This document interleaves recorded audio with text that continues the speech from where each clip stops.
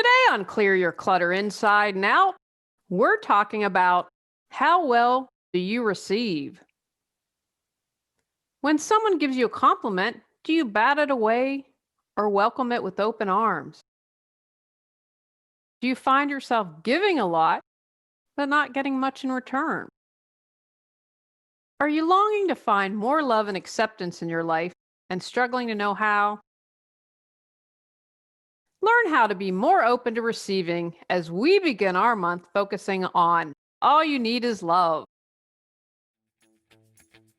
Do you control your clutter or does your clutter control you? On Clear Your Clutter Inside and Out, we'll teach you awareness as well as action steps to create change in your life. Come on, let's get started. Happy February, everyone. First thing I'd like you to do is take some time to evaluate how January went.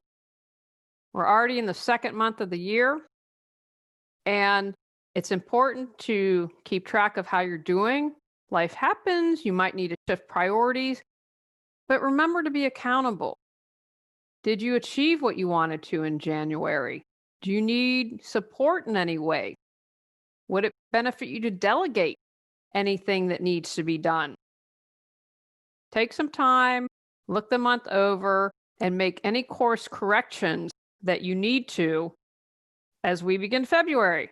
I don't want you at the end of this year or November or December say, hey, where did the time go?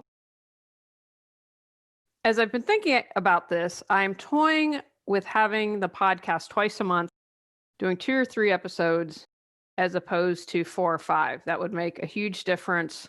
So maybe every other Tuesday until we move and I have the time. I definitely plan on doing full month. So maybe instead of taking a July break, I do 2 episodes that month and 2 episodes in December instead of taking 6 weeks off both times. So that's where I am now. Until then, we're still going to plan on having complete months, but just wanted to keep you updated about my thought process.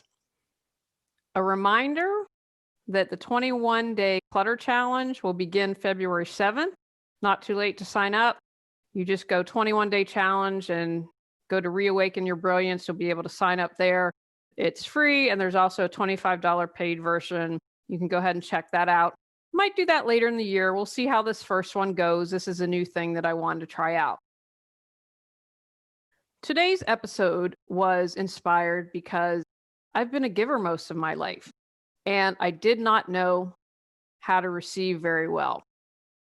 I did a lot of personal work that definitely helped with that, but truly meeting my husband was the thing that had to happen to really shift that. We are both givers by nature, and I really believe for both of us that we finally were paired with someone that gave as much as we did, and so that allowed us to receive more. I mean, some of the things my husband's so kind that he'd do, I had to be, wow, thank you, and be open to that, where in the past I probably would have shut that down. And so that for me was a shifting to really be able to embrace receiving. And it's not just romantic. I had to learn how to receive help from friends. In the past, it was really difficult for me to ask for help. I've gotten much better. I wouldn't have been able to ask for help. I think I shared maybe that my BFF Cotty knows me so well that she said when we had to put Athena down, she's like, can you talk? And called me and kind of talked me through before everything had to happen, and was very helpful because she knew I couldn't ask for support because I was so upset, but she knew me well enough and she'd experienced that. She's like, let's talk. So I didn't know how to express really well when I needed support, and I couldn't receive that. I was also pretty bad at accepting a compliment. And what I didn't realize is that turned people off. And not only that, and it comes across just not so great. And it was me being humble. It wasn't any other thing. And I didn't know how to receive it. I didn't know how to receive a compliment well. And it didn't allow me to recognize my own awesomeness. People are saying, hey, this is really groovy about you. And I just put up my hands. Where have you not been able to receive? Think about that for a moment. Is anything coming immediately to mind? Not being able to receive can cause clutter. If you aren't open to support and help, you might not be able to heal, and that can create spiritual clutter. You can't receive praise, and then you might not share your gifts with the world because you don't understand how groovy your gifts are, and then you don't share them. If you can't receive love, that can create emotional clutter, such as sadness and depression. And in turn, that creates health clutter. If you can't receive, you might not be getting paid what you're worth at work, and that's creating financial clutter. I know so many people who don't value themselves. See many times in groups, hey, how can I ask for a raise? Or, oh, I don't know if I'm worth it. Or if you're a business person, oh, I don't know if I'm charging too much for my services. How do you think not being able to receive has caused clutter in your life? As I was writing this episode and thinking about it, I think for me, it comes down to not being able to receive love. We're just talking about receiving in general, but it's really about love. Receiving allows you to start to open your heart to love, and then the rest, like things such as compliments, being able to receive gifts, able to receive support, will fall into place. Why can't we receive love? If you had childhood trauma, of course that's going to make sense. You're protecting your heart. And this doesn't have to be major abuse. You could suffer from bullying. I want to do an episode about bullying. I think that's really important. My husband was bullied so much as a child, he quit school at 12. Now, he was fortunate he was able to go back, get his GED, go to community college, but that really impacted the rest of his life. And I think you have one thing that you can have one major event in life, or even not so much, but it affects you, and then it changes a complete trajectory of your life. And also because of abuse, you expect love to be associated with pain in some way. And you might not even be aware of this, but then something happens and it triggers you. The walls go up, the wall around the heart, the hands, all that goes up. And of course, you can understand that. So be really gentle with yourself if that's what has happened with you. You just might be emotionally unavailable because you can't trust people. You're not going to trust people, then you can't receive. You might be worried that someone's going to try to control you, or you'll become so codependent with another and that you'll lose yourself. I mean, that's a legitimate reason. And again, when we have these fears, sometimes we've already taken an extreme before anything has happened. I think I've heard people say, I've lost myself in a relationship. I didn't know where he ended and I started. Or I lost my career, or I was going to do something and then felt the relationship happen and I couldn't. So you just might not be emotionally available to receive. You might have a fear of being trapped and you just can't receive. And so you're kind of neutral or maybe off-putting, and you've been burned in the past. So that's going to put you in this frame of mind, I don't want to depend on anyone. I don't need any help. And then you're not able to receive. You might think that you don't deserve. You don't deserve compliments. You don't deserve a raise. You don't deserve someone lavishing you with gifts. Somewhere along the line, you got the message that you didn't matter. And that's a core negative belief that you're holding on. And if you've listened a long time, I say that no matter what, you're good enough, you're worthy enough, and you're loved. Because so many of us didn't get that message. We got the exact opposite. And no matter what you do, you're good enough, you're worthy, and you're loved. Please remember that. So if you don't think you deserve, then of course you can understand why you wouldn't be open to receiving. Now, another reason, you might be worried about being taken advantage of. Talk this month because we kind of have been doing some marathon watching about married at first sight. And it's just fascinating to me to watch people. In one particular couple, I really felt she didn't want to feel, one of the reasons she couldn't receive is she didn't want to feel like she would owe him anything. That's the total vibe that I got from it. Then I don't have to owe you, and then I won't be taken advantage of if I don't receive. Watching the show has reminded me of, and why I do this podcast, some of the breakthroughs that people have been incredible and learned about themselves. And a couple of the women who really, two women I'm thinking of, there are a zillion seasons and we've only watched 3, have had such major breakthroughs. It was so inspiring to watch. And now they both have found love and are married, which I think is great, but they were able to be courageous and go through all their stuff. Remind yourself you're not alone. We all struggle with things, and this is something that you can change. You might not be able to stay in intimacy. So after that, maybe initial feel good, that initial rush, that initial adrenaline, you kind of take a step back and then put the kibosh on receiving. Perhaps you have a fear of being rejected and that it won't last. And so you become defensive. Again, another way of pulling back, and then opt not to receive. And that emotionally handicaps you in some way.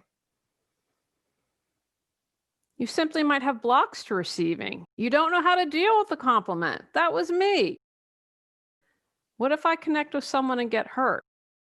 You keep distance as a defense mechanism. I've mentioned a couple different things, but you just might have blocks that have prevented you from being able to receive. But know that you can change this. You can be open to receiving. And I have to tell you, as someone who really struggled with this most of my life, it feels really good to be able to receive. The 21-day Declutter Your Life Challenge focuses on becoming aware of your clutter and then taking action. In this challenge to clear clutter from your life, we're focusing on physical, mental, emotional, spiritual, energetic, financial, health, and relationship clutter. The challenge will run from Sunday, February 7th through Saturday, February 27th. It's free. There's also a $25 paid version where you'll get a PDF journal, a private Facebook support group, and 2 one-hour coaching calls. Learn more at reawakenyourbrilliance.com. Come join us. How can you learn to receive? First, accept yourself. Honor and love all of you, the good, the bad, the ugly. We all have it. No one's perfect. We all have ways we're trying to be a better human being. So accept yourself. And when you fully accept yourself, then you can say, okay, wow, I don't like this about me. All right, great. Now I know that, and I can move forward to correcting that and being the best version of me. Again, back to the show, there have been a couple people who have refused to see anything and refused to take responsibility for any of their actions. And in my view, it really handicapped them. Just own it, and then you can correct it. But you've got to accept that you're not perfect. You've got to accept all of you. Release shame. Shame just blocks us from seeing and honoring our true feelings. It prevents us from connecting and accepting ourselves as is. Momentarily, I mentioned accepting yourself fully. On more than one occasion, I read Julia Cameron wrote this great book about creativity, and the name is escaping me now. Oh, I can see the front of the book. But anyway, it was a great thing. I actually ended up writing her a letter when I was living in Los Angeles, and she wrote me back this just kind letter because I just said how much the book had, The Artist's Way. Thank you. And how, and I can't remember from this book or her second book. Anyway, wrote me a really nice letter. And I just had done a lot of the exercises. And one of the exercises was apologizing to people that I feel I wronged. I believe it was from this book. And then also writing letters to people who had made a difference in my life. And I'd recommend that. I think that's a really great exercise to do. I had a friend that I was close with in junior high, and then went to high school, and high school was a lot bigger. You know, we had 4 junior highs that dumped into the high school and weren't in the same classes. Anyway, I just didn't feel that I treated her right. I felt shame around that. And so I tracked her down and wrote a long letter. I said, you know, feel like I didn't treat you well in high school. And when our friendship changed, and I want to apologize for that. Now, truthfully, she hadn't given it much thought, which was, I was happy to hear on one hand, because that's a good thing. But I had shame about that. And so that was one of the ways that I was able to release, oh, I didn't think that I treated someone too well. And so that allowed me to do that. So examine in your life how you can release shame. And I need to do an episode on that too, because I think that's can talk a lot more about that. Express and feel your feelings. That helps with you getting your needs met. And it helps with accepting all of you. When you let all that go, then again, remember everything's energy and it's still within you. And it's like when you clear your physical clutter, it's what feng shui talks about all the time. Clear the clutter, make space for what you desire in your life. If you're crammed up with a bunch of stuff, you can't receive. So express those feelings, get them up and out, and then that gives you the room and the space that you can to receive things. And if you ever think that might sound kind of goofy, then I encourage you. There are a couple things you can do. Go into a room that has a lot of clutter, just close your eyes, see how you feel, and then go into a space that does. Or pay attention when you're around certain people. I mean, how does it feel when you're around certain people? And then notice yourself if you've got a lot of pent up emotions and you release them, and how do you feel afterward? Do you feel lighter? I had a energy healing, a sound healing where he went around amazing. One of the craziest things I've ever done. And he did half my body. And then he said, okay, feel the other side. It was night and day difference how my body felt. The one that hadn't been healed yet was heavy like lead. The one was light. And that was just from him doing a sound healing on me. So I encourage you, play. How do you feel after you've expressed? Can you notice a difference? Release pain. We all get hurt. It's just a part of life. Like what Ginger said to me, get into the muck of life. Feel it all. Take those baby steps to trust others and build on that. Just a little bit a day. If you're not ready you really want romance but aren't ready, then look at a friendship and how you can take a friendship to the next level and begin to trust. You have to release that pain. Again, it's all within us if it hasn't been released. And all that makes space to allow you to receive. Examine your fears. Remember, fear is false evidence appearing real. Ask yourself, what's the worst that can happen? What's the worst that can happen if someone gave you a compliment? Oh, well, then I'll feel that I have to give them a compliment in return, and I don't know what to say, and then I'm going to get all nervous, and then I'm going to look like a big idiot, and then they're just going to walk away because I'm a bonehead. Oh, if I accept that gift, does that mean I'm obligated to do something for them? I'm trying to think, see, compliments, gifts, what else do people sometimes have a challenge in receiving? If I receive this award, then there's going to be all this pressure on me and I'm going to have to be perfect all the time. Right. Probably all those are a little bit exaggerated. Ask yourself, what's the worst that can happen, and release your fear. As I mentioned a moment ago, remind yourself you're good enough, you're worthy enough to be loved. And that means loving yourself and being open to receiving. Release expectations. If you go out on a date and expect to get married and it doesn't happen, then you're going to be hurt and disappointed. And then that will have you withdraw and close your heart a little bit and close you down to receiving. So how can you release those expectations? The more you're able to be present, the better. Remember, because you're in that present moment, you don't have expectations because you're in the moment. You're not bringing in your past and all the junk that's happened, and you're not projecting into the future. So how present can you become? Of course, self-love. How can you best love yourself? What do you need to forgive yourself? Let go of people who don't treat you well. How is your self-talk? Are you talking kindly to yourself or not? In what ways can you love yourself more? When you love yourself, that shows. That attracts people. And as you raise your vibration, you're going to call into your life more of the people that are vibing with you. And that self-love just feeds off of everything and feeling good about yourself and that you attract those people. And then when you have those moments where it's the kind of the yuckiness, you have a good support system around you to encourage you. In what little ways can you love yourself each and every day? Give love to others. When you give away what you want more of in life, it comes back to you. Because what you put out, you get in life. It just is, I don't know if someone say it's the law of nature, whatever it is.